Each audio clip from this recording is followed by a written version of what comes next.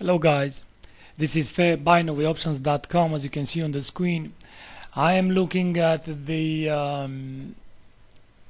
Australian dollar and the US dollar, and like the name suggests, the whole pattern from the highs there to the lows, from my point of view, is just a corrective wave.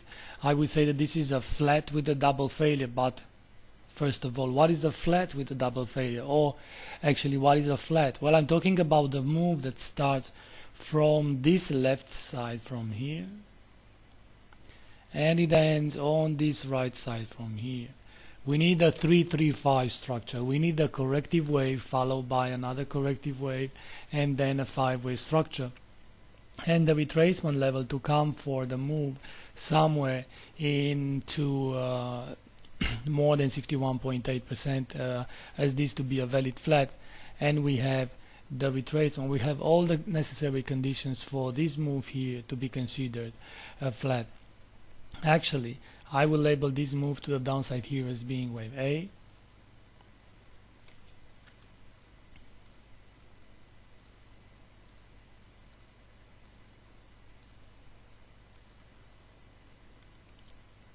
then I will label this one here as being a B wave, and from this moment of time, from the B wave there, we need a 5-way structure. 1, 2, 3, 4, 5, and this will be a C wave. Now, a flat needs to have the B wave that goes more than 61.8. If you take a Fibonacci retracement from the highs here to the lows here, and you look at the retracement here, that the retracement level of this wave is between 61.8 and 80%, and this is being called that the B wave is a weak B wave because it fails to take the highs in the 80% retracement.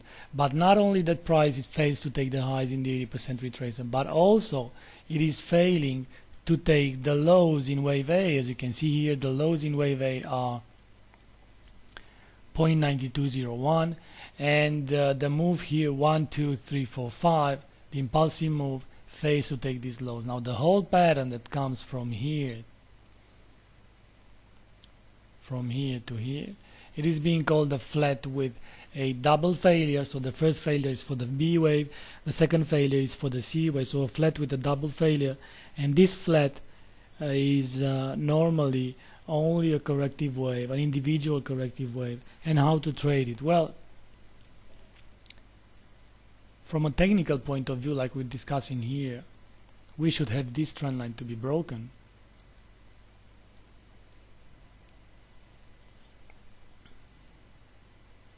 As the first target. Then of course this highs here needs to be broken as a second target.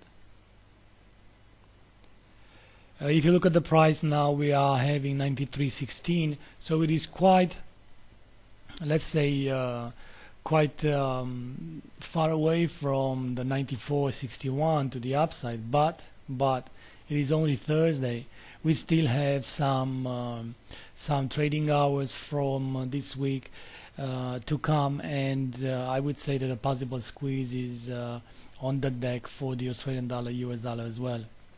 Now this was today only a spectator on the whole show that we have from the European Central Bank, and the thing that the market did on the euro related pairs, euro Japanese yen, euro Great Britain pound, euro US dollar, was or has not been seen here at the on the Aussie pair. However, what I would like to do here, of course, is to buy call options. So let's write on the screen that I'm buying call options.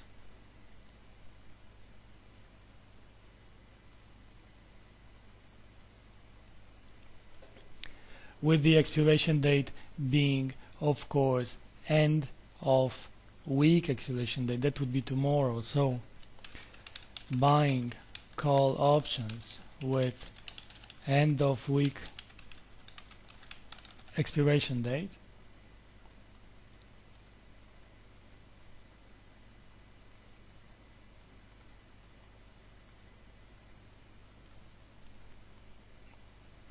for the Aussie pair, and normally this should be just fine for the pair.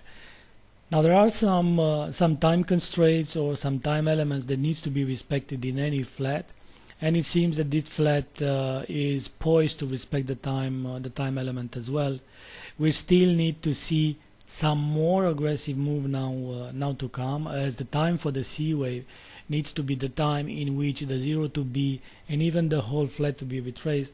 And based on this scenario, I would say that the non-farm payrolls to be released tomorrow are actually going to be negative for the US dollar, and this implies a squeeze higher for the Australian dollar US dollar as a pair as well. I would be careful anyways, but the recommendation here would be buying call options with end of week expiration date.